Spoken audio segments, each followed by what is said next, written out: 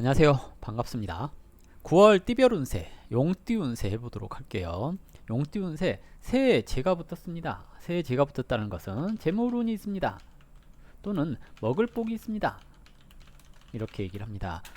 그리고 일에서 비화가 되어 있기 때문에 약하지 않잖아요. 그러면 이건 재물을 좀 많이 얻을 수 있는 시기입니다. 라고도 얘기를 해볼 수가 있습니다. 동한 것은 초효에 자, 부효가 동했는데 현무가 동했습니다. 부효는 문서, 그리고 아이디어 이런 것을 뜻하는데요. 현무라서 드러내지 못하는 또는 뭔가 이렇게 불법적인 안 좋은 이런 의미로 얘기를 해볼 수 있거든요. 근데 일단은 없는 문서를 팔아서 돈을 벌 수 있습니다. 또는 없는 아이디어, 약간 뻥카라고 하잖아요. 그런 걸로 돈을 벌 수 있는 시기, 이렇게도 얘기를 해볼 수가 있겠거든요. 단점은 학생은 공부가 안 될 수 있습니다.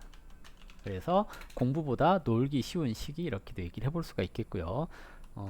자녀운으로는 자녀운 아니구나, 부효가 이게 공망이기 때문에 부모님의 건강에 대한 걱정이 생길 수 있습니다.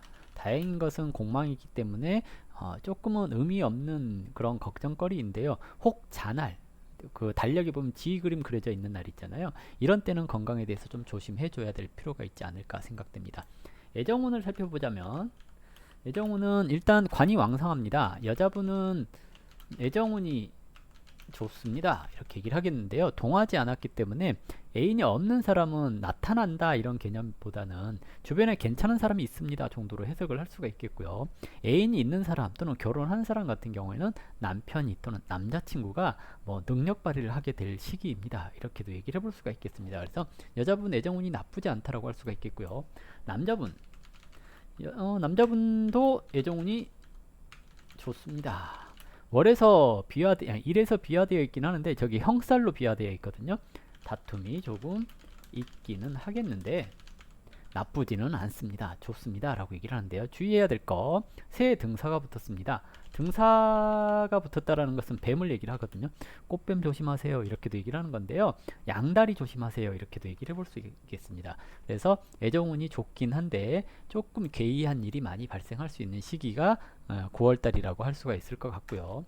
그리고 또 뭐 시험운, 뭐 직장운 이런 거 봤을 때 시험운이라든지 이런 건 조금 부족한데요. 관직운, 직장운 이런 것은 나쁘지 않다라고 할 수가 있을 것 같습니다. 그리고 또 뭐가 있죠? 재물운, 뭐 애정운 이렇게 했으면 되죠. 이 정도 다. 그리고 나이대별로 2000년생, 이제 나이가 조금 많네요. 이제 운세 볼만한 나이죠. 부효가 동해서 제로 화였습니다. 이 말은 공부는 안 됩니다. 공부가 잘 안 된다는 얘기고 시험운이 조금 없다는 얘기긴 해요. 그래서 공부 열심히 하라는 얘기겠고요. 그리고 부모님에 대한 걱정이 있습니다. 그리고 또 뭐가 있을까요? 물려 있는 코인, 주식 다 탈출 가능합니다. 9월에 코인이 나쁘지 않을라나? 어쨌든 뭐 이렇게 탈출 가능하니까 존버 생활 끝난다라고 볼 수 있겠죠. 나쁘지 않네요. 다음 88년생. 88년생 형이 붙었죠. 돈 쓸 일이 있다.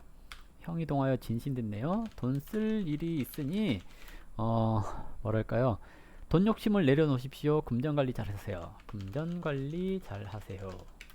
그리고 또 뭐가 있을까요? 이게 일을 벌이면 돈이 더 많이 나갈 운입니다.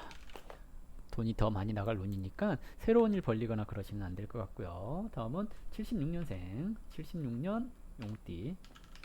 76년생 제가 임했는데요. 제가 동하여 문으로 화였습니다. 제가 임했고 일에서 파 맞았으니까 나도 모르게 돈 쓸 일이 있습니다.